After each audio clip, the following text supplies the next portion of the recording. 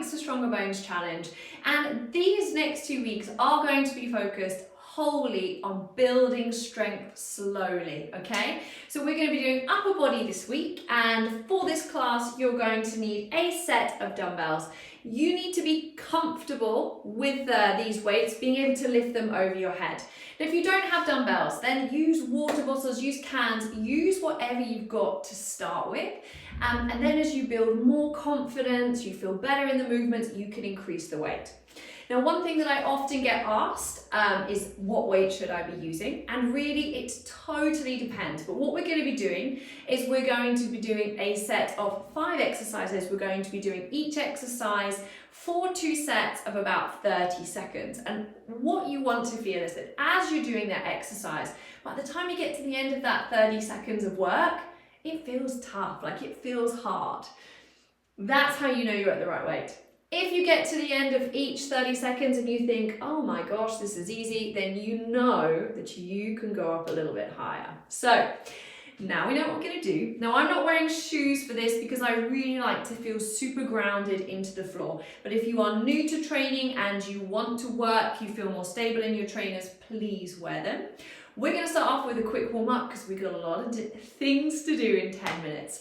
So let's just start off by rolling those shoulders back. Now, if you want to have a much longer warm-up, please use some of the videos that we've been doing in the previous challenge to help yourself get nice and warm. That's very important. You're then going to place hands onto shoulders and roll your elbows back.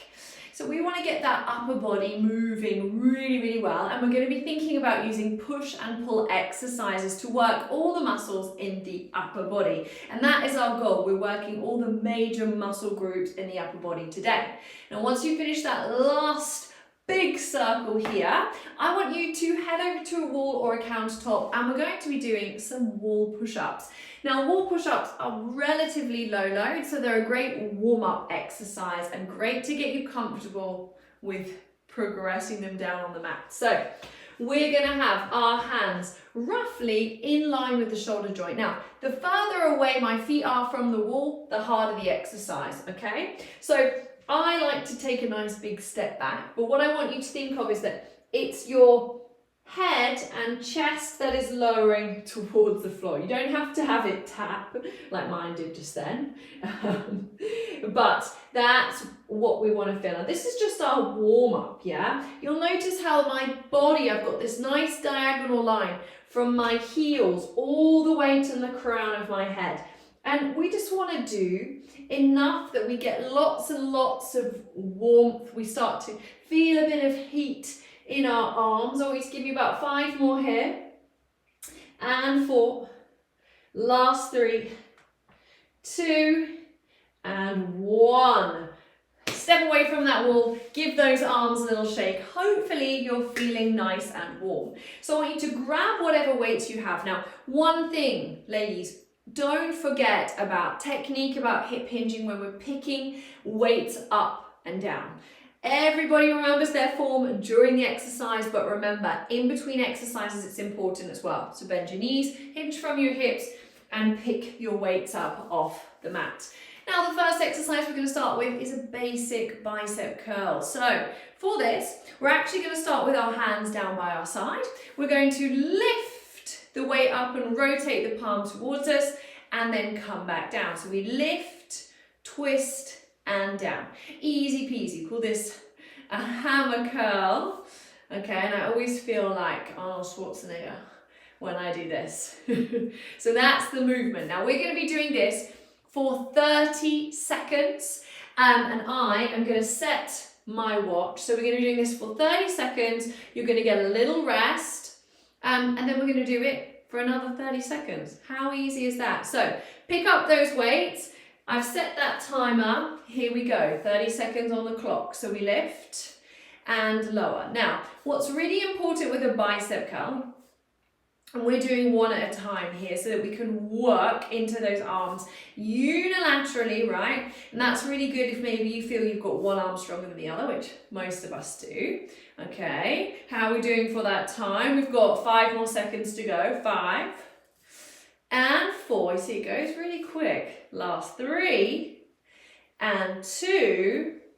Last one. Now, if you're not even on both sides, just finish it off before we have that little breathe out. Now we've got about 10 to 15 seconds rest here now. What I want you to be thinking of is lifting 1, 2, lowering down 1, 2, lifting 1, 2, lowering down 1, 2. So when you are ready, we are going to start off that next 30 seconds in 3, 2, 1. Now I'm going to turn to the side because what is a really common mistake that people make is they love to sit back into their lumbar. So I want you to think of really wrapping the abdominals around and almost think of slightly pitching your body weight forward. This helps us to counterbalance. It also means we've got to stay really stable in our core, and that lifting and that lowering phase are equally important, okay? We've got our last one on each side here.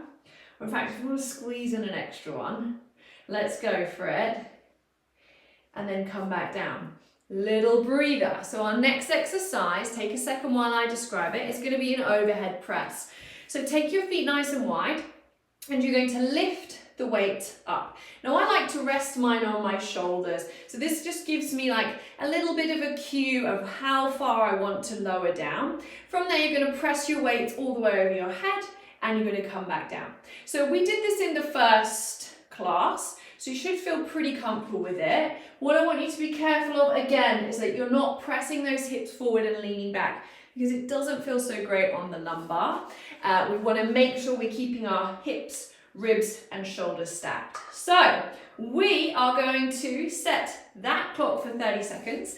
Get ready, bring those weights onto those shoulders, and we're going to be going in 3, in 2, if my watch will go, in 1. You see, filming it in real time, guys. So here we go, pressing up and down. Now I like to do a big breath out. This helps give me that power. So it's power up and slow down, 1, 2, 3. So if you can go power up, slow down, 1, 2, 3. We've got a couple more here. Calming down. So this is really working into the tops of the shoulders, the traps, and into those triceps and upper back. So we've got a couple more seconds here. We're going to squeeze 2 more reps in. Last one, big press up. And then come all the way down. Rest those hands down. Take a little breather. We've got our 10 to 15 seconds rest here. Maybe give those shoulders a little roll. We've only got 10 minutes here, so we're going real fast and furious. We're hitting all those muscle groups we need to. So we're going with our second round of those in 3, in 2, in 1, and up. So it's nice to do it on a slight diagonal, so you can really see what's happening with the rest of my body. Okay, now this is one of my favorite exercises for shoulders, also for independence, right? How many times have you had to ask someone to get something down for you or to push something up? You'll notice that pulling something down is always easier, but having the power to be able to lift it up is what we're training for, right? Independence is not having to rely on other people, right? Feeling that we can do it by ourselves, and it's so important, especially as we age. Bring ourselves down, take that little breather. So from there, we're moving into slightly more challenging exercises, and don't feel like you have to hold your weight. You can always pop them down while I explain. And this is called a front raise with a little row. So what I want you to do is stand feet hip width apart.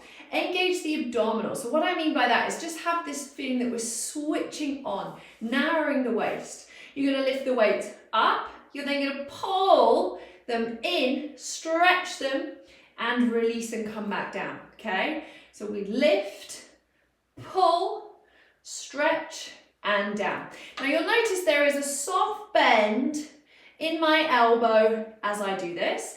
And these are probably one of the hardest exercises because we're holding the weight really far away from our body.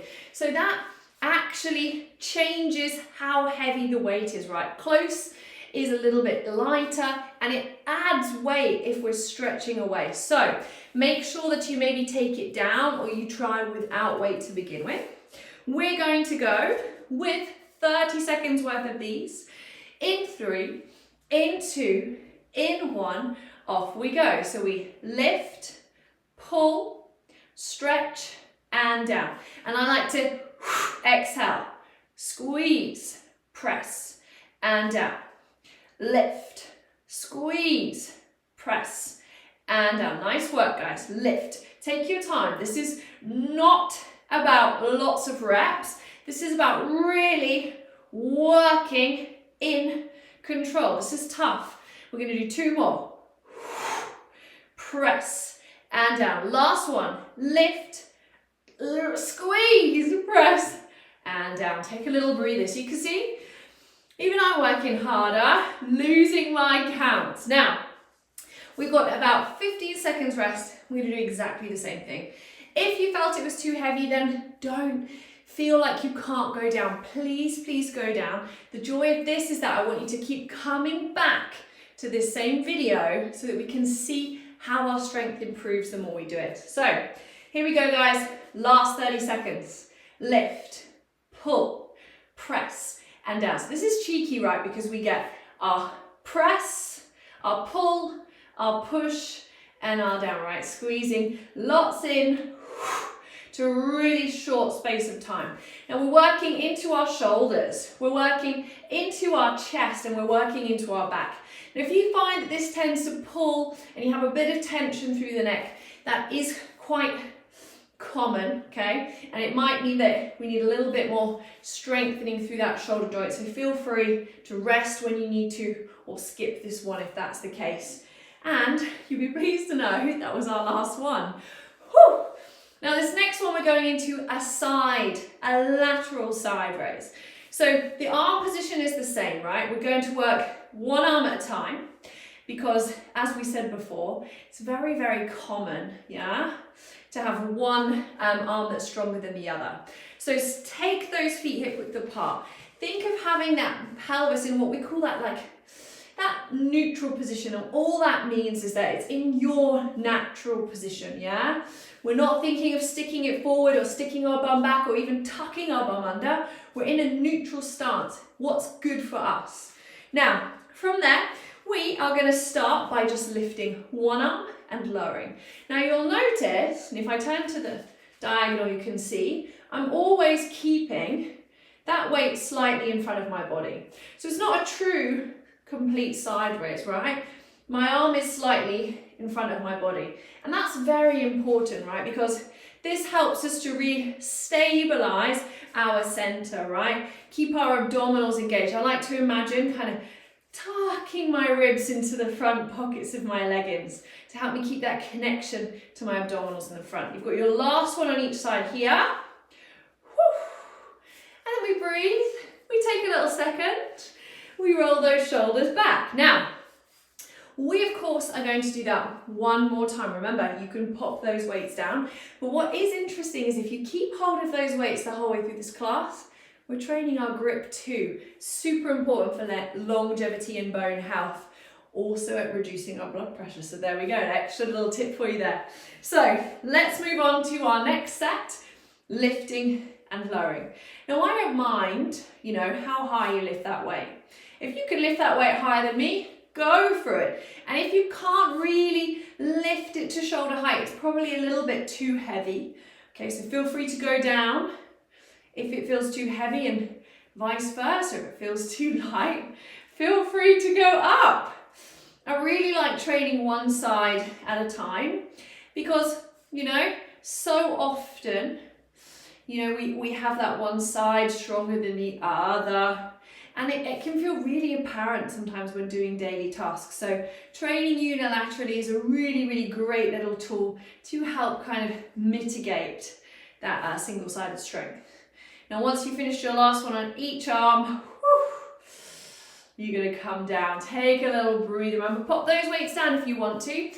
We are now coming into, I believe, our final exercise, which is going to be a standing row. Now, the position for this is important, and I'm going to give you 2 options, okay, if it maybe doesn't feel so great for you. Option number 1, I want you to come into a hip hinge. So I've got my feet a comfortable distance apart. I'm going to bring my weights to the front of my thighs. bend my knees, and I'm going to hinge forward. So what I mean by hinging forward, if I turn to the sides, you can see completely, my spine stays straight and I'm folding from my hip joint, right? I'm pushing my hips, my bottom back. This activates my glute and my spine, okay? From there, I'm going to pull my weight up and I release, okay? Pulling up and release. And I like to describe this like you're doing a chicken impression, right? You squeeze those elbows in, you think of the elbows sweeping up and back and release. Now, as a general rule, the lower that your chest is to the floor, the more weight you're gonna feel through that movement. Now, if you're somebody who has a super active lower back, or maybe they struggle with back pain, I'm gonna give you a variation, and I want you to come down onto the floor for me, okay? So make sure, this is a really nice variation, remember, if you've got slight back pain. It means you're going to work with one hand at a time and you're going to do the same thing, pull and release. So if you're somebody who's maybe new to exercise, or you're worried, you don't feel super comfortable in the previous position, please, you're going to give me 30 seconds on one side, and the next round you're going to give me 30 seconds on the second side, okay? I'm, for the first round, going to do our standing variation. And for my second round, I'm going to get down there and do it for you guys too. So here we go. In 3, 2, coming into that hip hinge, pulling those weights up, 30 seconds.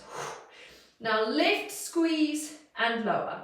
Now that's really important, right? It's not pull. We've got to hold and lower. I'm thinking of drawing or narrowing my waist, right? Engaging my abdominals, pushing back into my hips, squeezing my elbows past my rib cage as we come down. Lift and lower. 5 more seconds here. 5, 4, strong, straight spines. 2, last 1, and relax. So, little breather. I'm going to come down to the mat and I'm going to do the variation on the floor, okay? But if you're standing and it feels good, I want you to stay there. So, we've got about 5 more seconds and we're coming here. Now, what you can do as well, gang, if you feel in this position that you're too low, you can use a little block, and your stabilizing hand can be on the block as well. That can help if you've got long arms. So here we go, 30 seconds. Pull and release. Think of the elbow sweeping up and back and down. I'm keeping my shoulders and my hips square to the mat, and I'm keeping the weight close to my chest. So there's always variations, okay? And anytime we have these pulling actions, these rowing actions, they are amazing for all of those muscles that work the back. So with osteoporosis, we want to be rowing as much as we can. We want to pull. You've got your last 3, last 2, last 1, and coming back down. So there we have it, gang. We have finished that very quick little upper body workout. Now we'll come and have a quick little stretch just to cool down, but we want to go and make sure that we're working all those muscles in upper body. Next week we're going to do lower body.